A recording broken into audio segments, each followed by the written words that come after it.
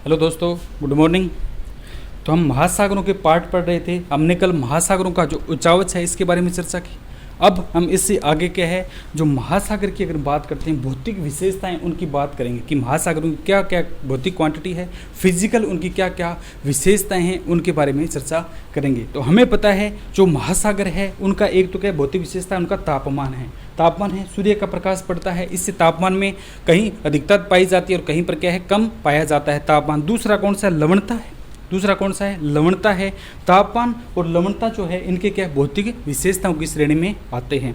हमें पता है पृथ्वी का जो मुख्य ऊर्जा का स्रोत है वो कौन सा है, सूर्य है। यानी सूर्य से सभी प्रकार के जीव जंतु है वो अपने लिए ऊर्जा ग्रहण करते हैं और अपने जो जैविक प्रणाली है उसको क्रियान्वयन कर रहे हैं। सभी प्रकार के जो जीव जंतु है या सभी प्रकार के पेड़ पौधे हैं, मनुष्य प्राणी, जो भी व्यक्ति है, सूर्य पृथ्वी पर क्या है, ऊर्जा का प्रथम स्रोत है। अगर हम इस विश्व की बात करते हैं तो सूर्य ऊर्जा का क्या है, प्रथम स्रोत है। अगर सूर्य न हो तो कोई भी क्या है, फिजिकल जो क्वांटिटी है वो परिपूर्ण नहीं हो पाएगी।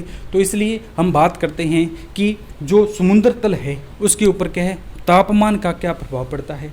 दूसरा लवणता है, उससे कितना खारापन होता है, कहाँ पर सर्वाधिक खारापन देखा जाता है और कहाँ का खारापन है, सबसे सर्वाधिक खारापन कहाँ है और सबसे कम खारापन कहाँ है। तो पहला हम देखते हैं कि महासागर है, ये हमारा क्या महासागर है। सूर्य सुबह निकलता है तो जहाँ जिस स्तर पर सूर्य सीधा पड़ता है वहाँ का तापमान क्या रहता है, ज़्यादा रहता है। सूर्य का तापमान क्या है, समुद्र की अगर बात करते हैं सतह है, कहीं भी आप देख लीजिए पानी का कोई भी स्रोत है, उसके ऊपर का तापमान क्या जल्दी गर्म होता है, नीचे क्या धीरे धीरे गर्म होता है, धीरे धीरे ठंडा। तो मैंने पहले पीछे भी बताया था आपको कि तापमान क्या है, अगर ज़्यादा होगा तो तापमान जहाँ पर क्या है ऊपर की सतह होती है वहाँ वायुदाब कम होता है, तो नीचे का तापमान क्या है, ज़्यादा होता है। तापमान और वायुदाब का उल्टा संबंध होता है। पीछे आप आराम से देखें क्लास में, समझ में आएगा। तो यहाँ सूर्य का तापमान है, यहाँ पर पड़ेगा तो यहाँ का पानी जल्दी गर्म हो जाएगा। जैसे तिरछापन यहाँ पर क्या भूमध्य रेखा से जैसे ध्रुवों की तरफ जाते हैं, नीचे की तरफ जाते हैं, समुद्रों में ध्रुव आएंगे, तो जैसे ही भूमध्य रेखा से ध्रुवों की ओर जाते हैं तो सूर्य का तापमान तिरछा होने के कारण नीचे का जो तापमान है, समुद्र तल की गहराई का जो तापमान है, उसमें क्या गिरावट देखने को मिलती है। यानी जैसे जैसे भूमध्य से ध्रुवों की ओर जाती है तापमान में गिरावट देखा जाता है। तो इस प्रकार हम बात करते हैं कि महासागरीय जो है, महासागरीय जल की सतह का जो प्रधान स्रोत है वो कौन सा है, सूर्य है। पहले बात कर लेते हैं कि महासागरीय जल की सतह का प्रधान सूर्य है। जैसे ही भूमध्य रेखा से ध्रुवों की ओर हम जाते हैं तो इनका तापमान क्या होता है, कम होता है। इनका तापमान क्या है, कम होता है। समुद्र में जैसे देखें नीचे क्या ठंडा पानी होता है, तापमान कम होता है क्योंकि सूर्य की जो किरणें हैं वो किस प्रकार है, तिरछी दिखाई देती है। तो पहला पॉइंट तो क्या है कि तापमान किस प्रकार इसकी भौतिक विशेषता है, समुद्र तल की क्या है, पानी की जो महासागर की है वो किस प्रकार इसकी भौतिक विशेषता है। तो नंबर क्या, तापमान है। जो सतह का तापमान है सर्वाधिक होता है जैसे जैसे भूमध्य रेखा से ध्रुवों की ओर जाते हैं तो इसका तापमान में क्या आती है, गिरावट आती है, यानी तापमान कम होता है। दूसरी अगर बात करते हैं कि महासागरों की अगर बात करते हैं तो इसका उत्तरी जो गोलार्ध है, महासागरों का जो उत्तरी गोलार्ध है उसका तापमान जो है ज़्यादा देखने को मिलता है। महासागरों का जो उत्तरी गोलार्ध है उसका तापमान अधिक होता है क्योंकि महासागरों की अगर हम बात करते हैं तो इसकी उत्तरी गोलार्ध में क्या स्थल की अधिकता है, स्थल की क्या है, अधिकता है। जबकि महासागरों का जो दक्षिणी गोलार्ध है उसमें तापमान किस प्रकार का होता है, न्यून देखने को मिलता है क्योंकि यहाँ केवल जल राशि है। यहाँ किस प्रकार की है, केवल क्या है, जल राशि है। ये भी इसकी क्या है, भौतिक विशेषता है। ये भी किसकी है, महासागर की भौतिक विशेषता है कि महासागरों में उत्तरी गोलार्ध का तापमान अधिक होता है जबकि दक्षिणी गोलार्ध का तापमान कम होता है क्योंकि उत्तरी गोलार्ध में स्थल की अधिकता होने के कारण इसका तापमान है उसमें जो ज़्यादा मेजोरिटी देखी गई है, जबकि दक्षिण गोलार्ध में पानी ही पानी है। तो धीरे गर्म पानी का क्या है, पानी की खासियत है कि धीरे गर्म होगा और धीरे क्या है, ठंडा होता है। तो दूसरा पॉइंट कौन सा है, यह था। पहला तो प्रधान स्रोत सूर्य है, दूसरा ये पॉइंट इसके क्या है, बात करते हैं। इसके बाद कर बात करते हैं उत्तरी गोलार्ध में जो समताप रेखाएं हैं, उत्तरी गोलार्ध में जो क्या समताप रेखाएं होती है वो इस तापमान का क्या है, रेखाएं हैं, वो इन तापमान के अक्षांशों का अनुसरण करती है। यानी जिस प्रकार तापमान की अक्षांश रेखाएं तापमानों के अनुसार चलती है उसी प्रकार के समताप जो रेखाएं हैं वो उनका अनुसार चलती है। जबकि दक्षिणी गोलार्ध में जो समताप रेखाएं हैं इनका अनुसरण नहीं करती है। तो उत्तरी गोलार्ध में क्या समताप रेखाएं हैं वो जो अक्षांशों का अनुसरण करती है और दक्षिणी में यह नहीं करती है। दक्षिणी गोलार्ध में समताप रेखा इनका अनुसरण नहीं करती है। तो पहला पॉइंट लिखते हैं कि समुद्र की सतह के तापमान का प्रधान स्रोत सूर्य है। जैसे जैसे जैसे जैसे कैसे कैसे जैसे जैसे तैसे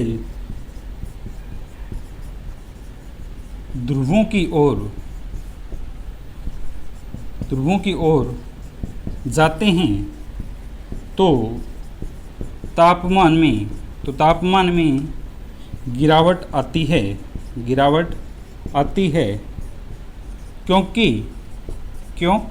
क्योंकि सूर्य का प्रकाश तिरछा पड़ता है। सूर्य का प्रकाश किस प्रकार है? तिरछा पड़ता है। तो पहला पॉइंट तो है, यहाँ पर तापमान अधिक होगा, जैसे नीचे जाएंगे तो तापमान में गिरावट आती है। क्यों? सूर्य तिरछापन होता है। दूसरा हमने क्या लिखा कि उत्तरी गोलार्ध का तापमान, उत्तरी गोलार्ध तापमान अधिक यानी ज़्यादा गर्म होता है, स्थल अधिक है, जबकि दक्षिणी गोलार्ध तापमान कम, क्योंकि वहाँ जलीय राशि है। तो जल का यह मुख्य विशेषता है कि मैं धीरे गर्म होऊंगा और धीरे क्या है ठंडा होऊंगा, लेकिन स्थल की अगर बात है तो जल्दी गर्म और क्या है जल्दी ठंडा होता है। तीसरी हमने बात की कि उत्तरी गोलार्ध की जो समताप रेखाएं हैं, यानी जो ताप रेखाएं हैं, इस प्रकार ये रेखाएं बनेंगी। जो समताप रेखाएं हैं वो अक्षांशों का अनुसरण करती है, जबकि दक्षिणी गोलार्ध में ऐसा प्रतीत नहीं होता है। ये कौन से आते हैं? महासागरों के तापमान की जो क्या है भौतिक विशेषता है, महासागरों के तापमान की भौतिक विशेषता है। अगर हम बात करते हैं उत्तरी गोलार्ध का जो औसतन तापमान होता है वो 17.2 डिग्री सेल्सियस माना गया है, और जबकि दक्षिणी गोलार्ध के अगर तापमान की अगर हम बात करते हैं, दक्षिणी गोलार्ध का तापमान कितना है? 16 डिग्री सेल्सियस माना गया है। दक्षिणी गोलार्ध कितना है? 16 डिग्री सेल्सियस माना गया है। एनसीईआरटी में तो ये दिए गए हैं। आरबीसी की बुक में देखते हैं तो उत्तरी गोलार्ध का जो औसतन तापमान है वो 19 डिग्री सेल्सियस माना गया है, जबकि दक्षिणी गोलार्ध की अगर हम बात करते हैं तो दक्षिणी जो गोलार्ध का है वो कितना है? 16 डिग्री सेल्सियस माना गया है। तो एनसीईआरटी अपने अनुसार ऑप्शन देगी और आरबीसी है वो अपने अनुसार देगी। और अगर अन्य प्रकार की जो पीसीएस परीक्षाएं लेते हैं तो अपने स्टेट के जो बुक है उनके अनुसार देंगे। तो एनसीईआरटी के मेहता की अगर बात करते हैं तो वो कौन सा आता है? 17.2 डिग्री सेल्सियस है उत्तरी का, और दक्षिण की अगर बात करते हैं तो कितना है? 16 डिग्री सेल्सियस है तापमान देखने को मिलता है। तो इसमें क्या है? तापमान क्या है? इसकी भौतिक विशेषता है। समुद्र तल के जो जल है, समुद्र का जो जल है उसकी क्या भौतिक विशेषता? नंबर 1 कौन से? तापमान है। तो हमें पता है जैसे जैसे भूमध्य रेखा से ध्रुवों की ओर हम जाते हैं तो तापमान क्या आती है? गिरावट आती है। भूमध्य रेखा से ध्रुवों की ओर जाने पर क्या तापमान में गिरावट आती है। और अगर बात करते हैं भूमध्य जो रेखा है, भूमध्य रेखा पर क्या है? कर्क रेखा और जो मकर रेखा है उनसे तापमान क्या होता है? न्यून होता है। भूमध्य रेखा पर मैंने सूर्य चमकाया था, पीछे अक्षांश देशांतर हमने पढ़ी थी तो उसमें हमने सूर्य चमकाया था। ये सूर्य है, ये सूर्य क्या चमकता है? सूर्य क्या चमकता है? भयंकर चमकता है। जब चमकता है सूर्य क्या भयंकर चमकता है। ग्रीष्म काल की बात करते हैं तो अपने भयंकर चमकता है। तो जब यह अगर 21 जून को यहाँ पर होता है सूर्य, 21 जून को यहाँ होता है और 23 सितंबर को यहाँ पर होता है। 21 जून और 22 दिसंबर को यहाँ आता है। 22 क्या है? दिसंबर को यहाँ आता है। 21 जून को जब सूर्य कर्क रेखा पर होता है, यानी यह क्या कर्क रेखा है और ये कौन सी आती है? अपनी मकर रेखा है। तो कर्क रेखा और मकर रेखा पर सूर्य क्या है? हमने चमकाया था कि सीधा जब चमकता है तापमान अधिक रहता है। तो कर्क रेखा, इसी प्रकार मकर रेखा में ऑस्ट्रेलिया में चला जाएगा थोड़े दिनों बाद, अपने क्या सर्दियां स्टार्ट हो जाती है। दक्षिणी गोलार्ध में जब सूर्य दक्षिणायन होता है तो वहाँ पर ठंड होती है और अपने क्या हो जाती है? अपने ठंड हो जाती है और वहाँ किस प्रकार की होती है? सर्दियाँ, जो गर्मियाँ हैं वहाँ स्टार्ट हो। दक्षिणायन होने पर अपने तो सर्दियाँ होगी, वहाँ क्या गर्मियाँ स्टार्ट हो जाती है तो वहाँ का तापमान अधिक होगा। इस प्रकार कहा जाता है कि कर्क रेखा व मकर रेखा का तापमान जो भूमध्य रेखा है यानी 0 डिग्री अक्षांश जो रेखा है विषुवत रेखा कहा जाता है, इसका तापमान कर्क रेखा और मकर रेखा से क्या होता है? न्यून होता है। महासागरों की बात करें कि महासागरों की जो भूमध्य रेखा है उसका तापमान कर्क रेखा और जो मकर रेखा है दोनों रेखाओं से न्यून होता है। इसके पीछे भी कारण है, हमने पीछे पढ़ा था कि 0 से 5 डिग्री की जो अक्षांश रेखाएं हैं दोनों गोलार्धों की, उत्तरी और दक्षिणी गोलार्धों की, हमने बात की थी कि जो दोनों गोलार्धों की रेखाएं हैं वहाँ पर सहवनीय धाराएं चलती है। उष्णकटिबंधीय क्षेत्र होता है, गर्म हवाएं ऊपर की ओर उड़ती है और क्या वहाँ पर सवनीय धारा का रूप ले लेती है, और सवनीय पवनों चलने के कारण यहाँ पर प्रत्येक दिन दोपहर बाद बरसात होती है। तो इस क्षेत्र में जो भूमध्य रेखा का ये क्षेत्र है यहाँ पर दोपहर बाद बरसात होगी, इसलिए यहाँ का तापमान क्या रहता है? न्यून रहता है। आरपीएससी ने आरएस मेन के एग्जाम में ये दिया गया था कि क्यों जो 0 डिग्री भूमध्य रेखा है, महासागरों की 0 डिग्री है या भूमध्य रेखा है, वहाँ का तापमान न्यून रहता है। 5 जो क्या 50 शब्दों में लिखिए। 5 लाइन दी गई थी नीचे, इसके में क्या 50 शब्दों में आप लिखिए, तो इसके बारे में बताना था। तो इसका मुख्य जो रीज़न है आप देखिए कि कर्क रेखा और मकर रेखा, यहाँ पर सूर्य सीधा चमकता है, तापमान ज़्यादा रहता है। इसकी अगर बात करते हैं भूमध्य रेखा, यहाँ पर कहीं कहीं आता है, सूर्य क्या है इधर भी जाता है, इधर बीच में एक स्टेट आती है, जब सूर्य बीच में आ जाएगा, तो जब बीच में आता है तो यहाँ पर चमकेगा, गर्मी तो होगी, लेकिन यहाँ पर क्या गर्म हवाएं चलती है, उष्ण कटिबंध क्षेत्र बनता है। गर्म हवाएं चलने के कारण ये हवाएं ऊपर की तरफ उड़ती है, जिन्हें सेवनीय धारा कहा जाता है, और प्रतिदिन यहाँ दोपहर बाद बरसात हो जाती है, इसलिए इसका तापमान क्या है न्यून देखने को मिलता है। घुमा के दिया गया क्वेश्चन, इसमें क्या घुमा के दिया गया था, तो हमें एक ही कंसेप्ट पकड़ना है कि क्षेत्र किस प्रकार का है। 0 से 5 डिग्री का जो दोनों गोलार्धों का क्षेत्र है वो उष्ण कटिबंध का क्षेत्र है, तो यहाँ बिल्कुल सेवनीय धाराएं चलेगी। गर्म हवाएं हैं जो नीचे से क्या ऊपर की ओर चलती है, यानी क्या है नीचे से ऊपर की ओर चलेगी, तो 0 से 5 डिग्री को इधर चलेगी, 0 से 5 डिग्री, तो सेवनीय धारा ये अपना प्रारूप ले लेती है, आर्द्रता ग्रहण कर यहाँ बरसात करती है, इसलिए यहाँ का जो तापमान है वो न्यून रहता है। तो ये पॉइंट दिया गया था, ये क्या था पॉइंट दिया गया था। तो पहला क्या है भौतिक विशेषताओं में समुद्र महासागरों की भौतिक विशेषताओं में पहला पॉइंट हम तापमान पढ़ रहे हैं कि तापमान में किस प्रकार गिरावट आती है। तो आपको समझ में आएगा किस प्रकार के है, विभिन्न स्वरूपों में क्या तापमान में गिरावट आती है, तापमान में क्या आती है गिरावट आती है। अब अगर हम बात करते हैं दूसरा, अगर महासागरों की अगर हम बात करते हैं कि महासागरों का जो तापमान है, महासागरों की क्या है तापमान, स्थायी तापमान असमान रहता है, सतह का जो तापमान होता है वो क्या है असमान रहता है। उसके पीछे रीजन क्या है, महासागरों का सतह का जो तापमान है, महासागरीय सतह के तापमान के असमानता का कारण, यानी ये सतह का जो तापमान है ये एक समान नहीं रहता है, तापमान क्या है अलग अलग हो जाता है। इसके पीछे रीज़न लिखिए, इसके पीछे क्या है रीज़न बताइए कि क्यों ऐसा होता है कि सतह का तापमान अलग अलग होता है। तो हमें पता है जैसे जैसे हम भूमध्य रेखा से ध्रुवों की ओर जाते हैं तो तापमान में क्या आती है गिरावट आती है, तापमान में क्या आती है गिरावट देखने को मिलती है। यानी ध्रुव पर तो सूर्य क्या है, ये जो अगर बात करते हैं सतह की अगर बात करते हैं सूर्य सीधा चमक रहा है, जैसे ही हम ध्रुवों की ओर प्रवेश करते हैं तो इसकी क्या है सीधी प्रकाश जो होता है वो सीधा गमन नहीं करता है, तिरछी रेखा में जाएगा। फोटोन पार्टिकल होते हैं, स्टेट ऑफ लाइट किसे कहा जाता है, फोटोन ऑफ लाइट के नाम से जानते हैं, इसे पार्टिकल ऑफ फोटोन कहा जाता है। यानी पैकेट के रूप में ये प्रकाश स्तंभ आगे की ओर गमन करता है। वेवलेंथ जो होती है ये दो प्रक्रिया में आगे चलती है, तो इन दोनों के रूप को आगे बढ़ाने के लिए क्या है तिरछापन ग्रहण करती है। तो तिरछापन ग्रहण करने के बाद जो नीचे का तापमान है वो कम होता है, इसलिए जो सतह का तापमान है उसमें क्या असमानता देखने को मिलती है कि कहीं पर तापमान, अब 0 डिग्री की बात करते हैं तो 0 डिग्री पर 27 डिग्री, 0 डिग्री जो भूमध्य रेखा वहाँ 27 डिग्री सेल्सियस देखा जाता है। और इसे जैसे ही हम 66.5 या 23.5 डिग्री पर चलते हैं तो वहाँ का तापमान 22 हो जाता है, 25 हो जाता है। ये गिरावट नीचे नीचे चलती जाती है, 23 होगा, 22 होगा, 20 होगा, 19, इस प्रकार जो नीचे भूमध्य तले की अगर बात करते हैं तापमान क्या है न्यूनतम हो जाता है। ध्रुवों पर तापमान तो बिल्कुल प्रकाश पहुँचता ही नीचे नहीं है, तो वहाँ पर तापमान क्या है न्यून हो जाता है। तो पहला पॉइंट कौन सा आता है कि महासागरीय सतह के तापमान में असमानता देखने को मिलती है। दूसरी अगर हम बात करते हैं कि प्रचलित पवनें चलती हैं, हमने प्रचलित पवनों की बात की थी, व्यापारिक पवनें हैं, पछुआ पवनें और ध्रुवीय पवनें, 3 प्रकार की प्रचलित पवनें देखेंगे, व्यापारिक, पछुआ और क्या है ध्रुवीय पवनें। व्यापारिक पवनों की अगर हम बात की थी तो 0 से 35 डिग्री अक्षांशों के मध्य की जो पवनें हैं उन्हें व्यापारिक कहा जाता है।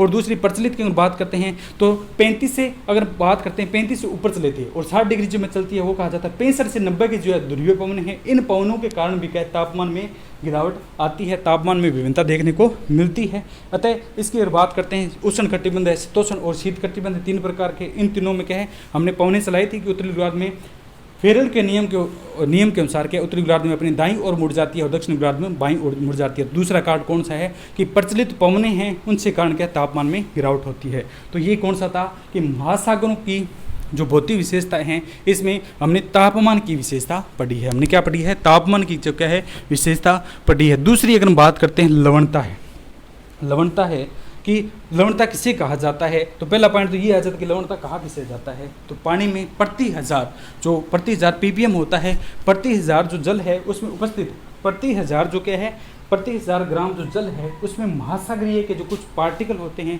लवणीय पार्टिकल होते हैं, उनके मिल जाने के कारण के पानी जो कि लवणीय हो जाता है उसे लवणता कहते हैं। इसे किस में मानते हैं पार्ट पर मीटर में, ppm में मापते हैं, 1000 पर पार्ट पर मिनट में क्या है मापा जाता है। तो लवणता कहा किसे जाता है कि 1000 प्रति ग्राम महासागरीय जल में उपस्थित लवणों की ग्राम में जो मात्रा होती है उन्हें क्या कहा जाता है लवणीयता कहा जाता है। दूसरा पॉइंट हम बात करेंगे कि महासागरों की जो भौतिक विशेषताएं हैं उसमें हमारा दूसरा पॉइंट कौन सा आता है? लवणता है। कौन सी आती है? लवणता। क्या बात करते हैं? लवणता। तो लवणता क्या है? महासागर के प्रति हजार जो पानी है, प्रति 1000 ग्राम पानी है, उसमें प्रति ग्राम जो लवणीय पार्ट है उनका मिलना क्या कहलाती है? लवणता कहलाती है। जिन क्षेत्रों में क्या लवणता की मात्रा क्या होती है? ज़्यादा होती है। जहाँ पर लवणीय क्षेत्र ज़्यादा होंगे, लवणता की क्या है? मात्रा ज़्यादा होती है, वहाँ का तापमान क्या होता है? अधिक होता है। क्यों?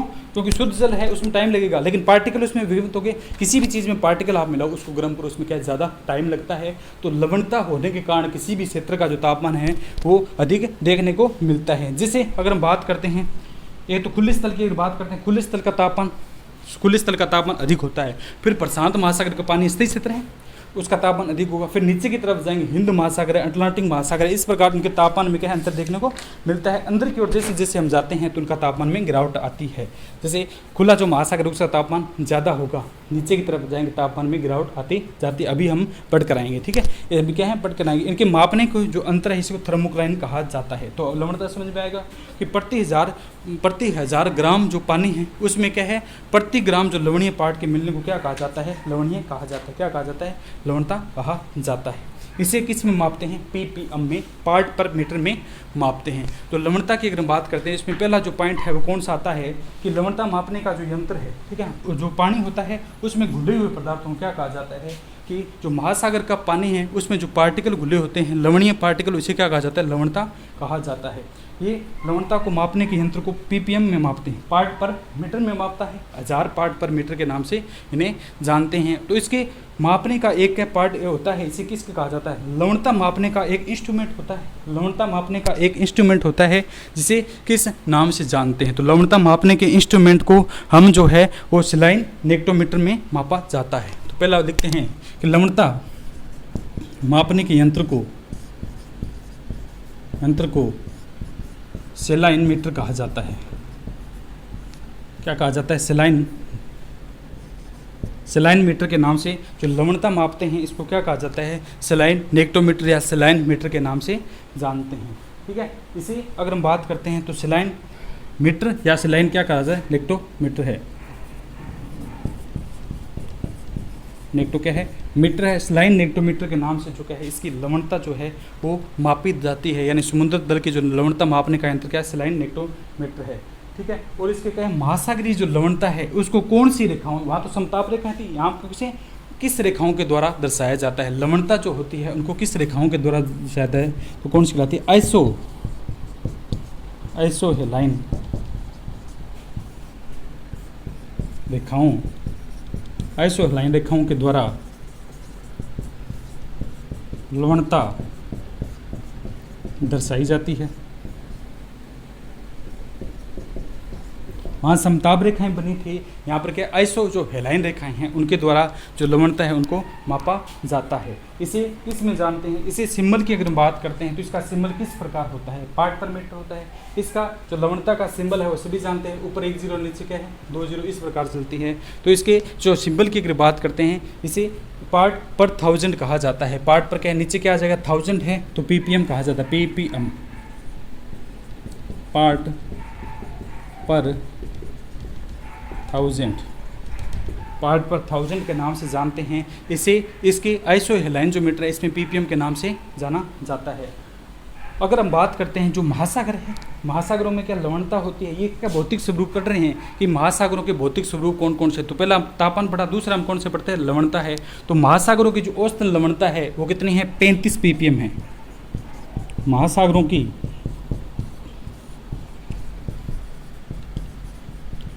औसतन लवणता कितनी है भाई? महासागरों की औसतन लवणता कितनी है? 35 पार्ट पर 1000 है। पीपीएम है, इसको पीपीएम में लिख सकते हैं, ठीक है? या पीपीएम या इसके डायग्राम ये चिन्ह लगा दो। तो महासागरों की औसतन कितनी है? 35 पीपीएम है। अगर हम बात करते हैं कि विश्व में सर्वाधिक, अगर लवणता की बात करते हैं कि विश्व में सर्वाधिक लवणता कहाँ पाई जाती है, तो हमें पता है तुर्की की जो वान झील है वहाँ पर है 300 कितनी है? 30 पीपीएम है, 330 है। तो तुर्की की वान झील में सर्वाधिक लवणता वाली झील की अगर बात करते हैं, पढ़ते हैं सर्वाधिक लवणता तुर्की की वान झील यहाँ पर कितने हैं 330 ppm है, 330 पार्ट पर किलोग्राम या 1000 के रूप में इसे जानते हैं। तुर्की की वान झील है, इसमें सर्वाधिक सबसे ज़्यादा कौन सी है 330 है। ठीक है, अगर बात करते हैं विश्व का सर्वाधिक अगर बात करते हैं विश्व का सर्वाधिक लवणीय सागर है, मर्द सागर पड़ा था जॉर्डन की, अगर बात करते हैं तो वहाँ कौन सा है मर्द सागर है। वहाँ की लवणता की हमने बात की है तो कितने हैं 237 या 238 है, 237 या 38 है। विश्व का सबसे जो लवणीय सागर है वो कौन सा आता है मर्द सागर है। मर्द क्या है सागर है। विश्व में सर्वाधिक लवणीय सागर की अगर बात करते हैं, विश्व में सर्वाधिक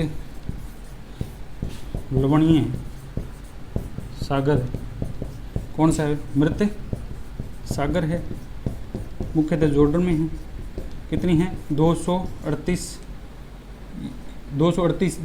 भी दे रखी है, 238 पार्ट पर है, 200 पार्ट पर 1000 में है। तो इसके कितने हैं 237 या 238 है। तो मर्द सागर है वो कहाँ पर मुख्यतः जॉर्डन में सर्वाधिक देखने को मिला है।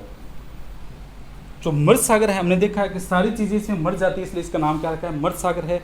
मर्द सागर में कोई भी जलीय जीव जंतु नहीं पाया जाता है क्योंकि इसकी जो क्या है पार्ट पर 1000 है वो सबसे ज़्यादा है। तो विश्व का सबसे लवणीय जो सागर है वो कौन सा है मर्द सागर है। इसकी अगर हम बात करते हैं तो कितनी है 237 या 238 देखने को मिलती है। अगर हम बात करते हैं तो संयुक्त राज्य अमेरिका है, उसमें ग्रेट साल्ट लेक है। संयुक्त राज्य अमेरिका की ग्रेट साल्ट लेक की लवणता कितनी है पूछ लिया जाता है क्वेश्चन। ज़्यादा अमेरिका की कौन से खारी झील लवणीय झील है तो संयुक्त राज्य अमेरिका की ग्रेट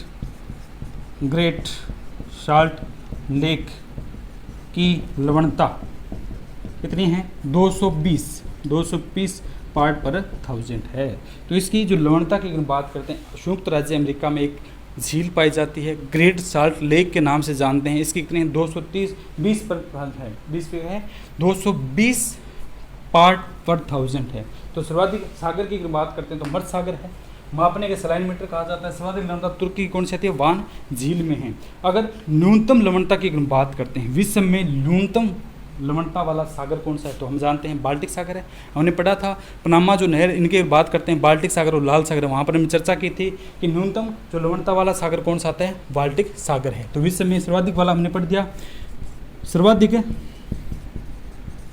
विश्व में सर्वाधिक न्यूनतम लवणता वाला सागर है। न्यूनतम सागर कौन सा आता है, न्यूनतम लवणता वाला सागर की अगर बात करते हैं तो बाल्टिक सागर है।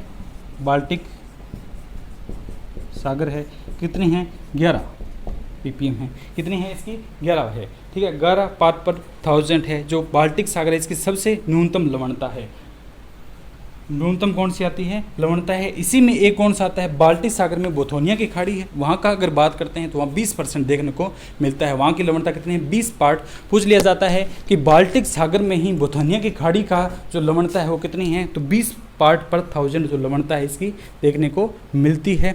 अगर हाँ तो ये क्या लवणता के मुख्य पार्ट थे, ये क्या थे लवणता के। तो हमने 2 पॉइंट पढ़े हैं कि भौतिक समुद्र महासागरों के भौतिक स्वरूपों के बारे में बताए। तो एक तो तापमान था, तापमान से क्या क्या प्रभाव, दूसरा क्या लवणता है, लवणता से क्या है कहाँ पर क्या क्या होता है, कौन से भाग की लवणता ज़्यादा है, कौन से पार्ट को लवणता कहा जाता है। कि 1000 ग्राम में जो मिले हुए लवणीय पार्टों की जो औसतन होती है उसे क्या कहा जाता है लवणीय, और पार्ट पर 1000 में से मापा जाता है, 3 डॉट से इसे दिखाया जाता है।